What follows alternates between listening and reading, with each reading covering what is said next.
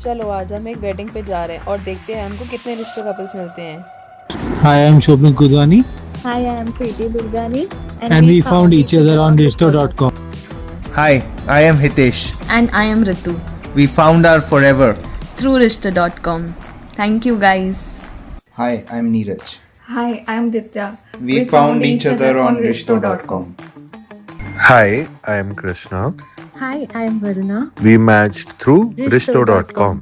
नमस्कार, मैं राजेश दलवानी। आप देख रहे हैं उल्लास लाइन बुलेटिन। उल्लासनगर कैंप 4 के पैनल नंबर 17 स्थित जीजामाता कॉलोनी में लगातार 3 दिनों से नागरिकों के लिए परेशानी का कारण बना जल भराव आखिरकार समाप्त हो गया। उप महापौर अमरलुंड के लगातार प्रयासों और प्रशासनिक टीम की कार्यवाही के बाद गुरुवार को कॉलोनी में घरों में घुसा पानी पूरी तरह निकाल दिया गया है। मंगलवार से शुरू हुई लगातार बारिश के कारण जीजामाता कॉलोनी के कई घरों में पानी घुस गया था। इस जल भराव से स्थानीय नागरिकों के घरों में रखा सामान खराब हो गया और उन्हें भारी आर्थिक नुकसान का सामना करना पड़ा है। पानी मोटर सॼी बुॾी वई, उन खां पोइ किचन में जेको आणिनो पियो उहो त सॼो बुॾी वियो। अचो अंदरि अचो। वॉशिंग मशीन बि सॼी सड़ी वई। फ्रिज ॾिसो, फ्रिज सॼी उॾामी वई। सॼो मुंहिंजो अंदरि सेटिन में सभु सामान सॼा सड़ी विया, पाणीअ सां फुल भरियल अथव हेसि ताईं। अचो ये सेटी ॾिसो, ये देखो सेटी, पूरा पानी हमारा घर पे भर गया था। अंदर जो सामान पड़ा था वो पूरा जल गया, पूरा पानी में से डूब गया। पूरा देखो ये इधर गटर का पानी, पीछे आके देखो पूरा गटर का पानी, ये कपबोर्ड में देखो गटर का पानी पूरा। ड्रेसिंग टेबल में पानी गया है। फ्रिज। आपको कितना नुकसान हुआ? हमारा नुकसान 1 से लेके 1.5 तक पूरा गया है, क्योंकि ये तो अभी काम में आएगी नहीं, पूरी डूब गई है गटर के पानी में। कपड़े तो गए ही गए, अनाज भी गया पूरा। मेरी फ्रिज गई, अभी ली है, अभी 2 किस्त अभी तक बड़ी है, पूरी उड़ गई मेरी फ्रिज भी। और ये पानी की मोटर उड़ गई पूरी। अभी इसकी भरपाई हमको कौन करके देगा? आने वाला एक, अभी वो बेचारा मेरे घर में एजेड मेरी मम्मी है, वो वीडियो पूरा वायरल हो गया है। आपने देखा भी होगा कि उनको गोदी में से लेकर भेज रहे थे बाहर।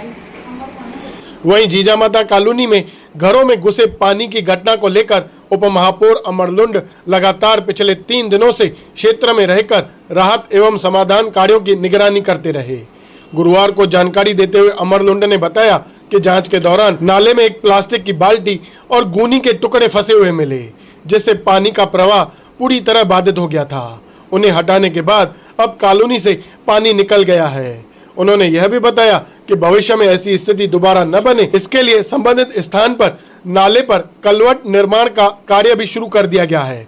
साथ ही उन्होंने नागरिकों से अपील की है कि वे नालों में कचरा, प्लास्टिक या अन्य वस्तुएं ना फेंके, क्योंकि इससे जल निकासी व्यवस्था प्रभावित होती है और आम लोगों को इसका नुकसान उठाना पड़ता है। अमरलुंड ने यह भी कहा कि जिस सड़क का निर्माण लगभग 4 वर्ष पहले किया गया था, उस समय स्थानीय नागरिकों ने यहां कलवट बनाने की मांग तत्कालीन जनप्रतिनिधियों के समक्ष रखी थी।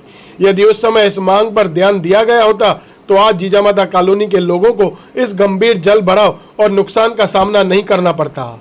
इस पूरी सिचुएशन में सबसे बड़ी राहत की बात ये रही, माता की कृपा से यहाँ पर शुरुआत में ही बोला जा रहा था कि मंदिर तोड़ना पड़ेगा, नहीं तो इस बात पर कंट्रोल में नहीं ला पाएंगे हम लोग। मगर राहत की बात ये रही कि मंदिर की किसी भी दीवार को टच किए बगैर इस राहत कार्य में हम लोगों ने सफलता पाली। इससे बहुत बड़ी खुशी है कि माता रानी का आशीर्वाद हमारे ऊपर और जीजामाता कॉलोनी के ऊपर बिल्कुल बना है।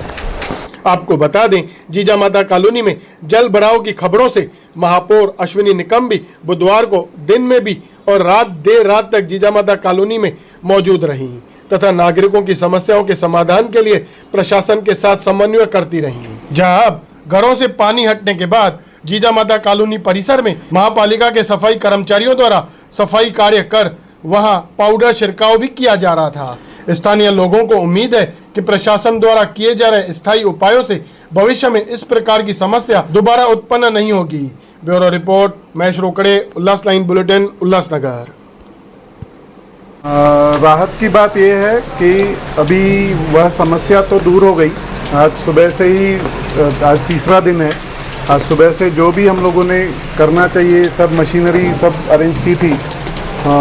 तो पाइप में से एक गोनी और एक बकेट, प्लास्टिक बकेट निकली थी।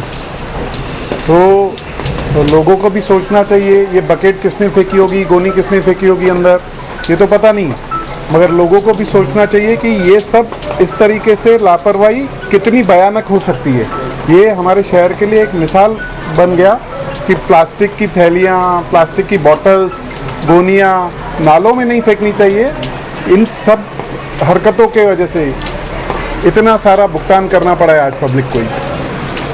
काफ़ी सारे लोगों का नुकसान हुआ है, उन्होंने अपनी अपनी बात रखी है कि उनका लाखों रुपए में नुकसान हुआ है। तो अब उनकी भरपाई मतलब कहाँ से हो पाएगी, कुछ हो पाएगा उनको राहत?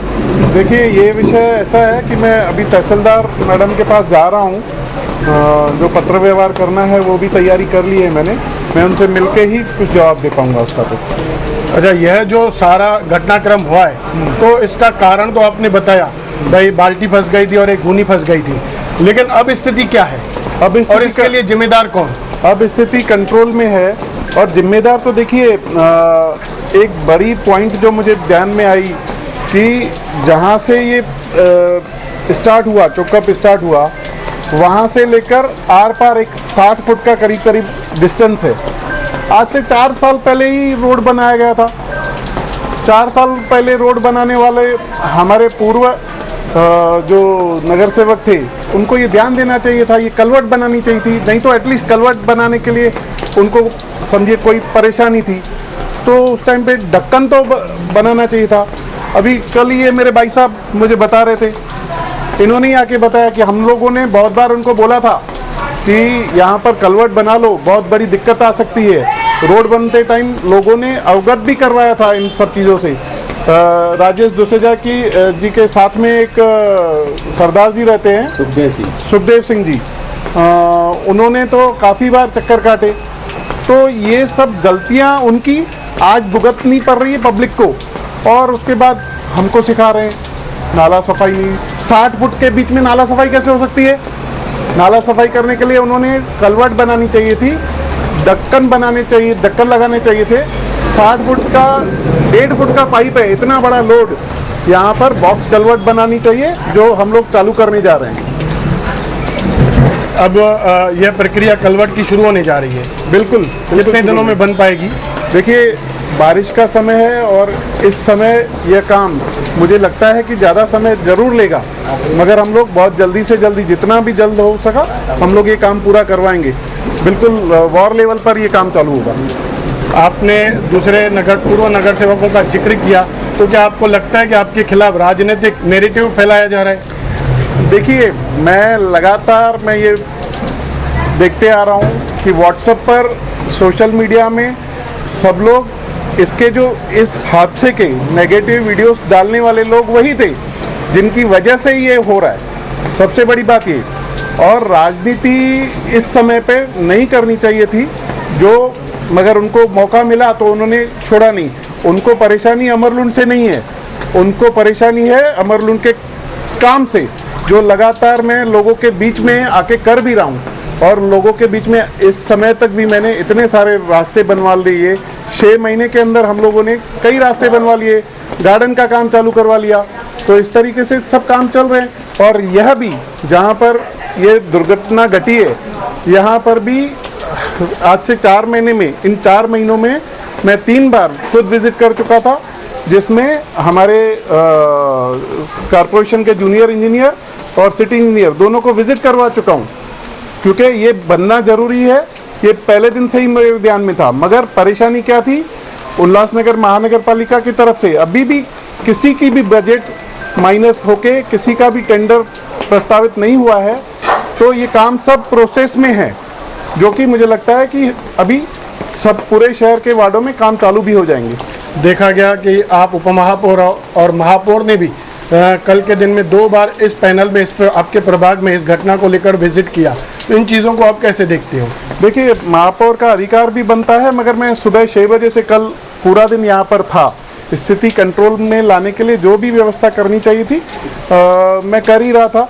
और पोकलेन का ऑलरेडी हम लोगों ने बोल के रखा हुआ था, वही पोकलेन अपने समय अनुसार आई और जो भी हुआ आगे तो आपको पता है।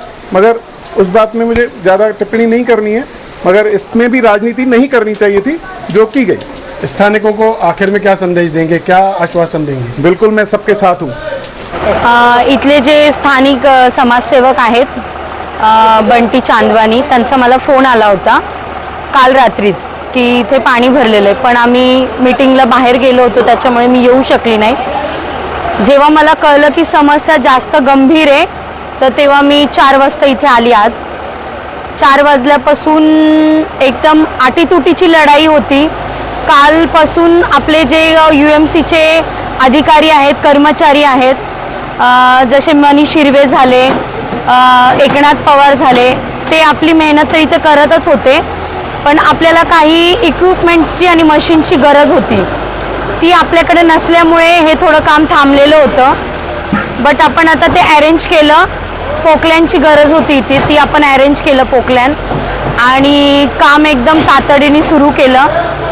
मी 4 वाजता आली होती तेव्हापासून आम्ही इथे सगळे UMCचे कर्मचारी आहेत, इथले स्थानिक जे रहिवासी आहेत ते इथे आहेत, आपले उपमहापौर पण आहेत इथे। सगळ्यांच्या मदतीने हे काम करण्यात आलेलं आहे सुरू। आता वाजलेले आहेत 11:30। 90% काम झालेलं आहे पूर्ण। माझं जेव्हा मी पहिल्यांदा इथे आली 4 वाजता, एकच हेतू होता की जे लोक पाण्यामध्ये आहेत त्यांना बाहेर काढणं आणि त्यांच्या घरात जे पाणी गेलेलं आहे ते बाहेर काढणं। बाकी ज्या समस्या आहेत त्या तर आपण हळूहळू दूर करूयात, पण मेन मोटिव्ह होता की त्यांना पाण्यामधून बाहेर काढणं, ते आपण आता केलेलं आहे।